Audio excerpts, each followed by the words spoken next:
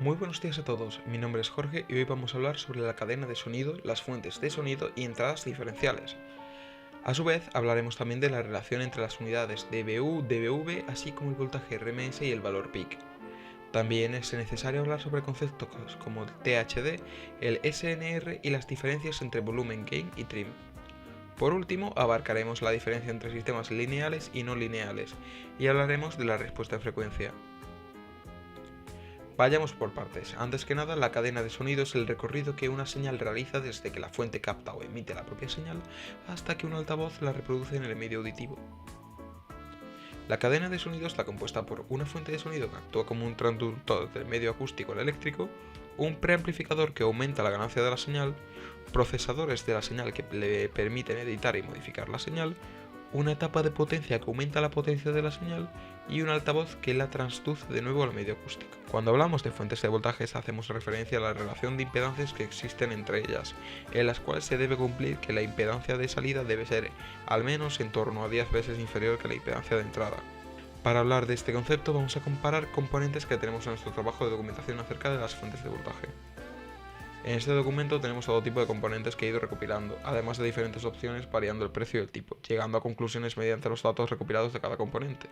Podemos observar, por ejemplo, que los micrófonos de condensador tienen una impedancia de salida más baja que los dinámicos. Teniendo en cuenta la regla mencionada anteriormente, si investigamos acerca de la impedancia de entrada de, por ejemplo, una caja de inyección cualquiera, esta debería ser al menos 10 veces más elevada que cualquiera de estas impedancias de salida. Y efectivamente, como podemos comprobar, por norma general, las cajas de inyección poseen una impedancia de entrada extremadamente elevada, 1 megaohmio, permitiendo procesar señales como las de instrumentos eléctricos por línea. Bien, dejemos de hablar de salidas y pasemos a hablar de entradas, en concreto las entradas diferenciales de los componentes. De forma profesional, las señales de micro y línea suelen enviarse mediante conectores de 3 pines, con sus 3 respectivos conductores llamados fase, contrafase y malla. El conductor fase se encarga de llevar la señal correspondiente, mientras que la malla se ocupa de proteger los otros conductores de, por ejemplo, la inducción eléctrica. Pero, ¿qué utilidad tiene la contrafase? El conductor contrafase se encarga de llegar una copia de la señal original cuya polaridad se encuentra invertida a 180 grados, con la finalidad de, mediante las entradas diferenciales de los componentes, volverse a invertir produciendo una amplificación de la señal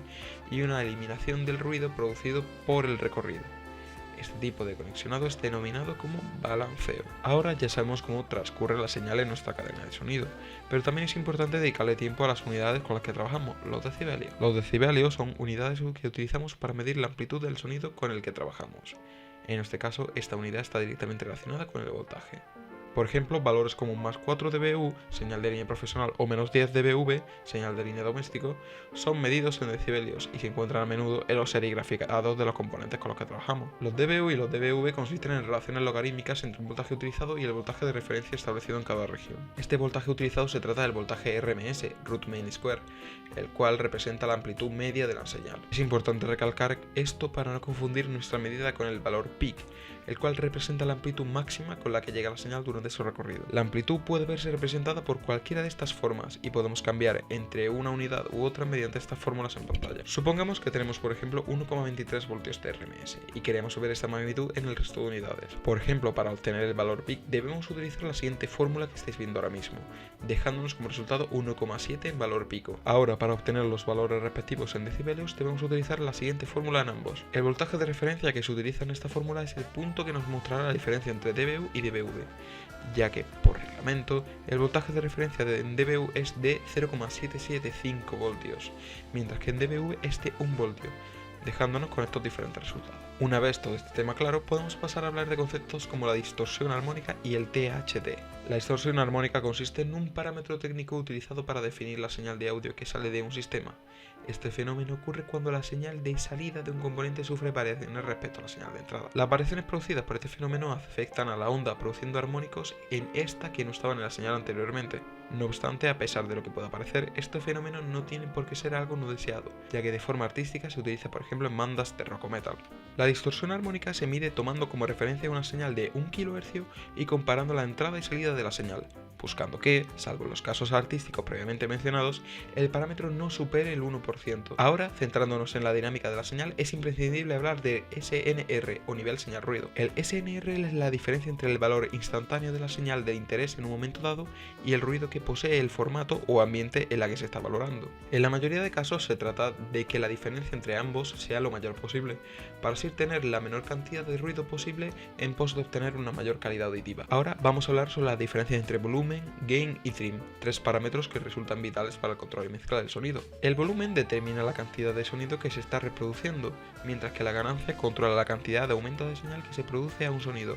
Por otra parte, el trim actúa más como un control de señal que se utiliza para ajustar señales, por ejemplo en una mezcla.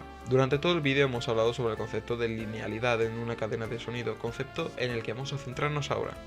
La linealidad en un sistema nos indica que no existe modificación de la señal durante el recorrido de la misma. Por ejemplo, si una señal proveniente de un micrófono directamente a un altavoz pasa sin haber sufrido ningún cambio, como puede ser el THD o ruidos de inducción electromagnética, se podría considerar un sistema lineal. A pesar de todo, debido ya sea a decisión artística o a la propia naturaleza de los componentes electrónicos, a la hora de trabajar con equipos de sonido siempre nos encontraremos con sistemas mínimamente no lineales. Por último, hablaremos de la respuesta en frecuencia, que en resumidas cuentas es la medida de cómo un sistema responde a las diferentes frecuencias de una señal. En un caso ideal se busca una respuesta en frecuencia plana con una amplitud igual en cada una de sus diferentes frecuencias.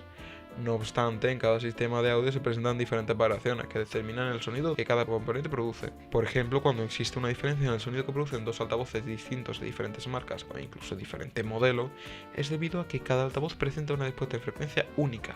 Y bueno, esto ha sido todo. Hasta el próximo vídeo.